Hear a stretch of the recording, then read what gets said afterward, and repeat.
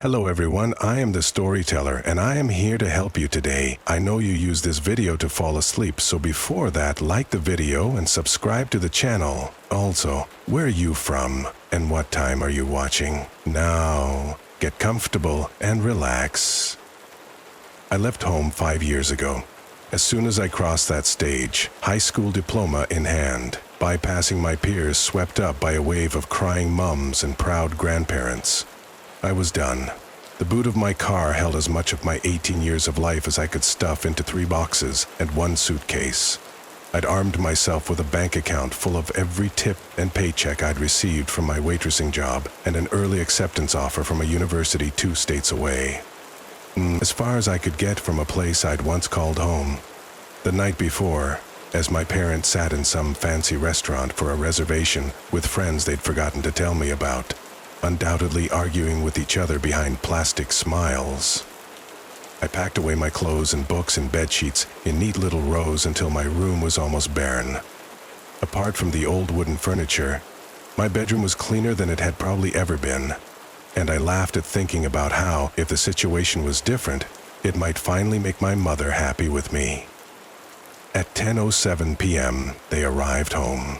My father slamming the door as their whisper shouting floated upstairs. I knew they weren't being considerate of the fact that I might be sleeping, but rather they worried about the possibility that a commotion might alert the neighbors, that they would see through the cracks in the foundations of their picture-perfect dream house. They didn't come in to say goodnight, hadn't since I was 8, and old enough to read myself to sleep. As I pulled out of the parking lot and left my formative school years in the back windshield, I thought about what my parents would tell their friends, the neighbors, the busybodies in the grocery store checkout line. Would they lie and tell everyone I had accepted a scholarship for some prestigious university overseas? Or maybe I'd traveled to Africa to work in humanitarian aid, something they could brag about and say, "She's made us so proud." Possibly they'd invent a job with NASA or an internship at Google.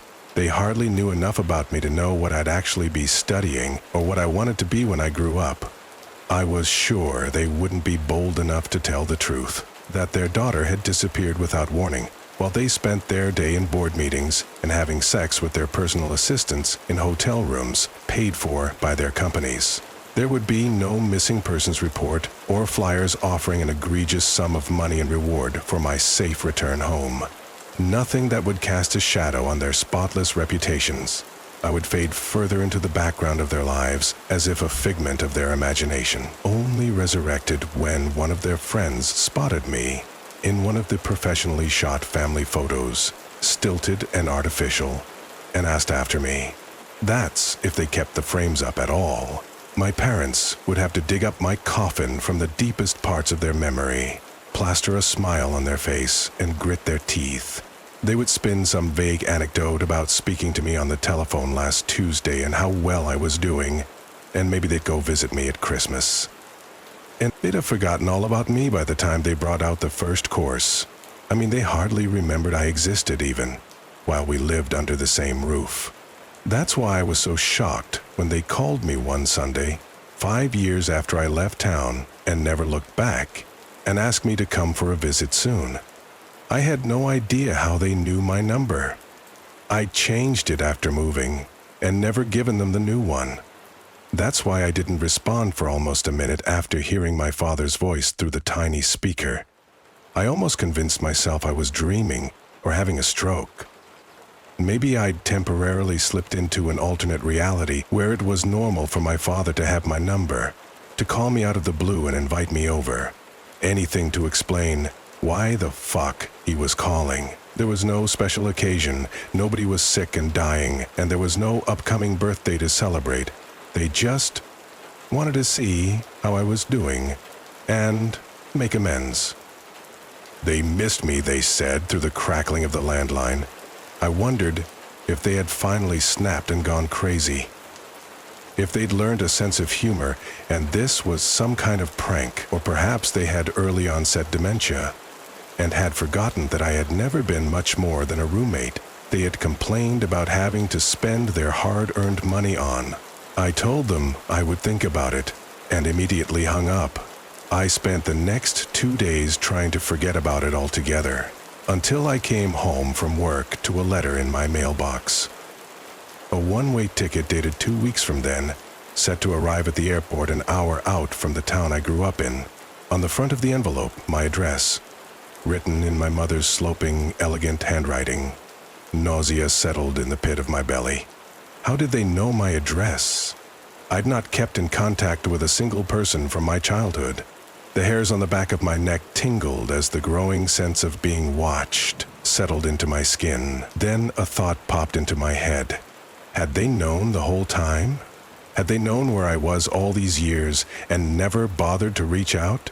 Suddenly I was 12 again and realizing my parents were never going to care about me the way the kids at school were cared for. This confirmed what I had always known. I was alone in this world.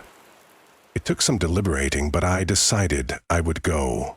I would see what it was they wanted from me, and if they really had changed, I told myself I wouldn't give in to whatever manipulation tactics they might pull. I would be strong and remain distant, and when it was done, I would demand that they never contact me again. Even still, my bones were heavy with paranoia the following weeks. I elected to hire a rental car to drive from the airport to their house. There was no way I'd give my parents the satisfaction of driving me, of having any modicum of control over me once more. And this way, if I needed to leave, I wouldn't be forced to wait 20 minutes for a taxi.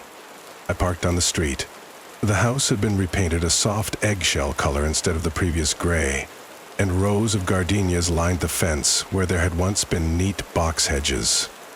I breathed deeply through my nose before raising my hand to knock. My mother pulled the door open as my fist made contact with the wood, causing me to stumble back. She must have been watching me from the window, waiting. She was smiling. That was strange in its own right, but it was weirder because I knew it wasn't my mother's smile. Her smile never reached her eyes. She would never do anything that would cause lines to form on her face. Her smile always gave you the sense that she was laughing at you rather than with you, pitying you. My mother did not smile, but when she did, it was always forced. This was a genuine smile. It was happy. I felt immediately that something was deeply wrong. A shiver ran through my spine. There was something wrong about her face. It was fuzzy around the edges, as if she was wearing a mask. I rubbed at my eyes with closed fists, trying to clear my vision, but the effect remained. I figured I was tired from my flight, but the closer I inspected her, the clearer it became that something was off. It looked as if someone had tried to draw her face as accurately as possible after taking a long glance at a picture of it. My mother reached towards me with outstretched arms and drew me into an embrace. I stood stiffly with my arms by my side, trying and failing to remember when she had last hugged me. Surely at some point in my childhood. Definitely not after the age of 10. She invited me inside. This house was nothing like the one I'd left, cold and sparse, decorated as if a model home. It was warm and filled with color and light.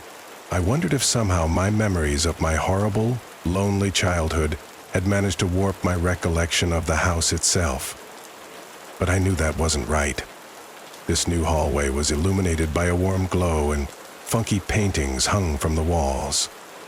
The dining table was set with a red gingham tablecloth that my mother would have called tacky and a vase of sunflowers.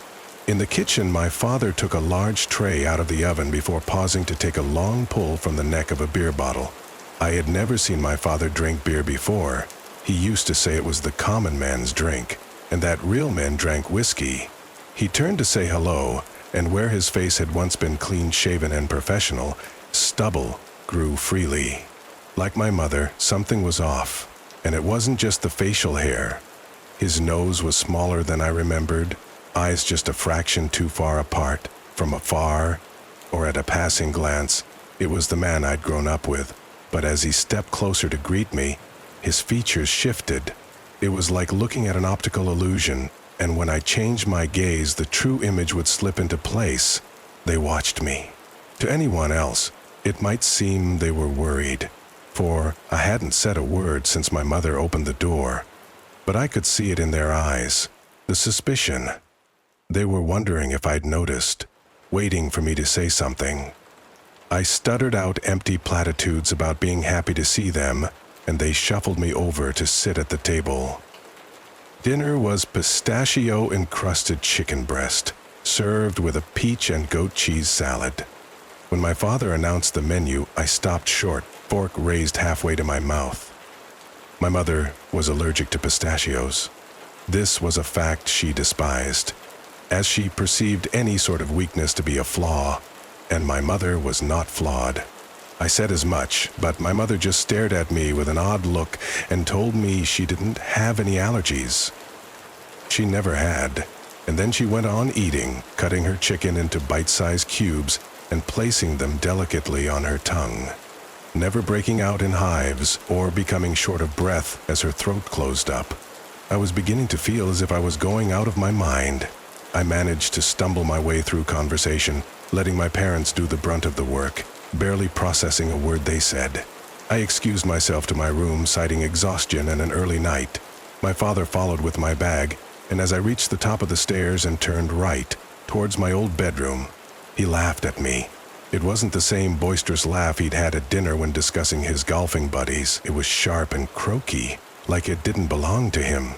I hadn't seen my father laugh enough as a child to know which one was more his own. "My bedroom was to the left," he said with a curious look on his face. "Don't you remember?" And he pushed past me, guiding me down the corridor to a room I knew was not mine. I followed him slowly. Inside the doorway, he dropped my bag, calling goodnight over his shoulder as he moved back downstairs. I locked the door. The furniture was the same, but there were pictures on the wall I had no recollection of. Myself and my parents at the beach, and in the snow and with my grandparents. These were not my pictures. My mother hated the sand, and the first time I'd been to the beach was with some uni friends a year after I left home. I had never met my grandparents, let alone taken photographs with them. They had both died before I was born. I sat down on the bed. It was made tidily with the same striped sheets I had packed in a box all those years ago. I sat there for hours, listening as my parents cleaned and made their way to bed. When I was sure they were sleeping, I slipped out the door and into the rental car. As I drove to the airport, heart racing against my ribcage, I knew one thing for sure. I was certain that those people were not my parents.